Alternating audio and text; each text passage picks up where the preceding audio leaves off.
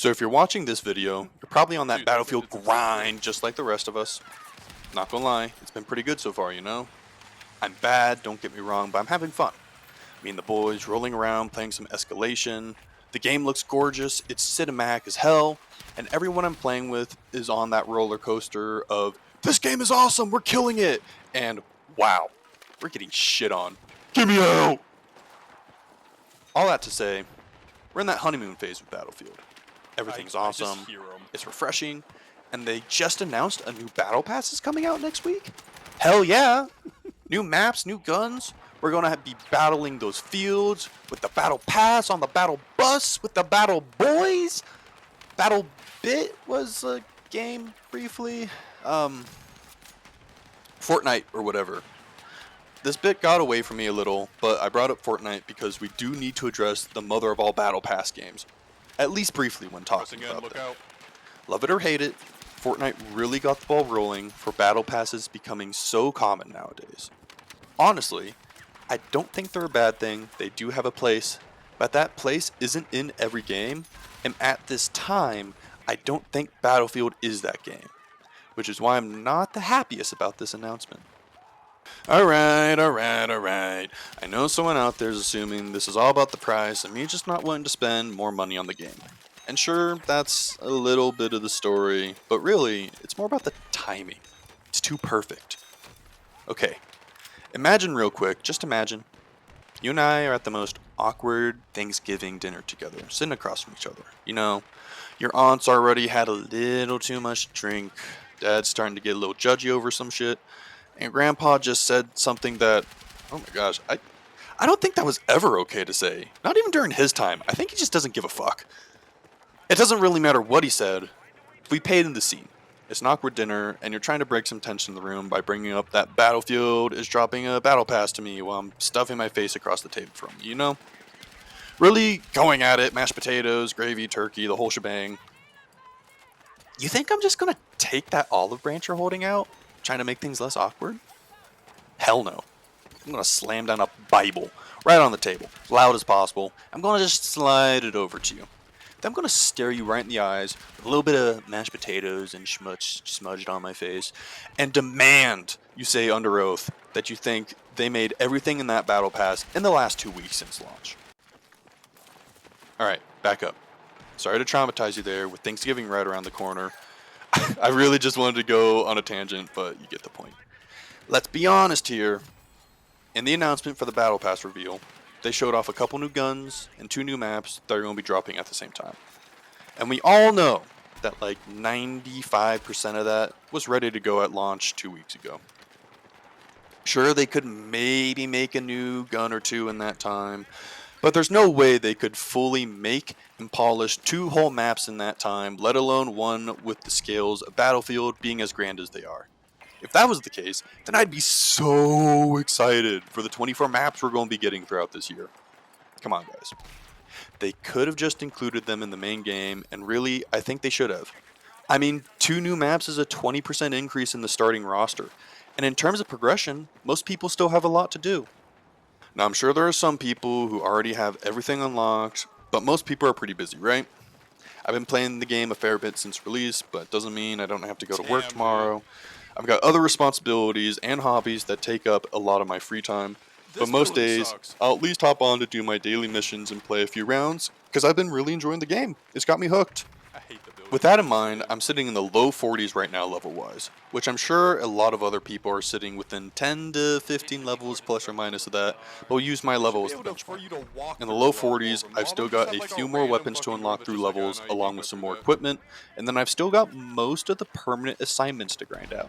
That's still a lot to do, and what's crazy is there's about to be even more. I'm not upset about more content coming our way, it's just good to point out that the majority of the player base isn't starving for it just yet. So back to the big question. Why didn't they add it to the game to begin with if it was already done? And the answer's pretty obvious. They wanted more money. I mean, come on. It's a big company. I mean, why give the players 100% of the game for $70 when you can give them 90% of what you've got for the same price and then give them the last bit for an extra 10 in 2 weeks? It's close enough to the initial release of the game that the majority of people are still playing, And a lot of people, probably myself included, are going to buy it since they still have a lot of fun with the game. And there you go. You've effectively sold the whole game for 80 bucks without having to hear the outrage of gamers complaining about the price. And even though you already know people aren't the happiest about recent price increases of AAA games going from $60 to $70 in the first place, and yet you just circumvented the outrage of actually bumping it up to 80. I mean, really, from a business perspective, it's genius. You've still got the majority of the initial player base enthralled in your game. And more importantly, you still catch a lot of the more casual players who are going to play for a month or two. And of that group, a solid percentage will never look back at this game. Even if new content dropped half a year from now and brings back the other portion of the casual 2-month gamer player base, releasing a new pass so soon will squeeze a few more dollars out of the group that will never revisit your game. Really, that timing is perfect. And that's the problem that makes this Battle Pass stick out compared to more traditional ones. Usually, most games are set up to either include a Battle Pass at release or later down the road when the player base is feeling stale, because they can be a great way to give renewed vigor into the players and keep them glued to your game and not another one. Now, this isn't to say every game should have a Battle Pass on release. Plenty of games, Battlefield included, don't deserve that mantle, since they already come with a price of admission. But free-to-play games, that's a different story. If you're relying on the generosity of those who enjoy your game to give you money for non-essential cosmetics and the likes, I think that's great. Throw as much stuff as you'd like at that player base. Try and make some money and make your free game profitable. Hell, you could try and drown some players with skins and other cosmetics, and yet some people would swallow it all up if they enjoy your game enough.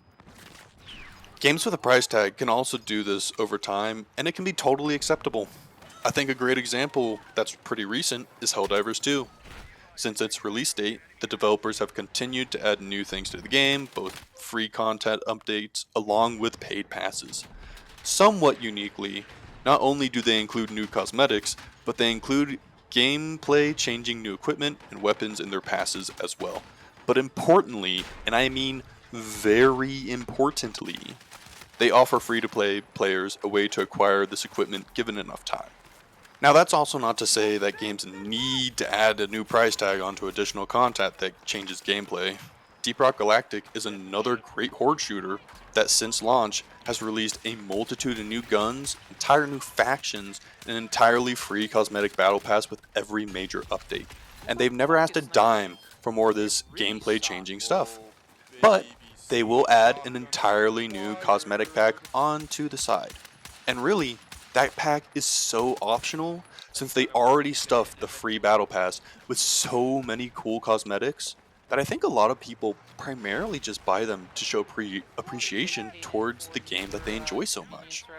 That new free content has kept Deep Rock and other games chugging along, with new players coming in to check out new stuff, and old players sticking around, which is really the name of the game.